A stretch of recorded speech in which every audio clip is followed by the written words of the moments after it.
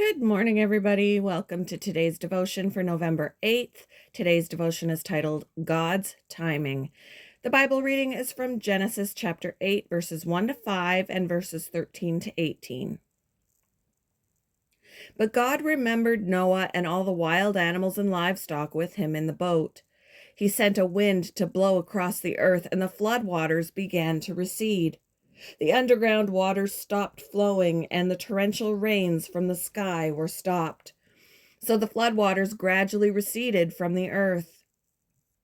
After 150 days, exactly 5 months from the time the flood began, the boat came to rest on the mountains of Ararat. 2.5 months later, as the waters continued to go down, other mountain peaks became visible. Noah was now 601 years old.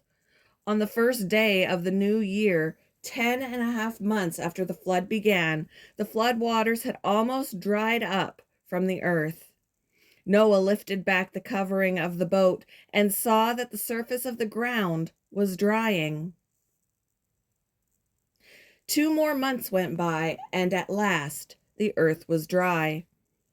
Then God said to Noah, "Leave the boat, all of you, you and your wife and your sons and their wives. Release all the animals, the birds, the livestock, and the small animals that scurry along the ground, so that they can be fruitful and multiply throughout the earth." So Noah, his wife, and his sons and their wives left the boat. Mag had been looking forward to her planned trip to another country, but as was her usual practice, she prayed about it first. "It's just a holiday," a friend remarked. "Why do you need to consult God?" Mag, however, believed in committing everything to him. This time she felt him prompting her to cancel the trip. She did, and later, when she would have been there, an epidemic broke out in the country. "I feel like God was protecting me," she notes. Noah, too, relied on God's protection as he and his family waited in the ark for nearly 2 months after the flood subsided.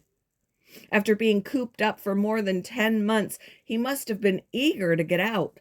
After all, the water had dried up from the earth and the ground was dry. But Noah didn't just rely on what he saw. Instead, he left the ark only when God told him to. He trusted that God had good reason for the extended wait. Perhaps the ground wasn't completely safe yet. As we pray about the decisions in our life, using our God-given faculties and waiting for his leading, we can trust in his timing, knowing that our wise Creator knows what's best for us. As the psalmist declared, "I trust in you, Lord. My times are in your hands." What do you believe God is saying to you about a decision you may be facing? How can you trust him and wait for his guidance? Thank you for joining me for today's devotion, and I hope you all have a wonderful day.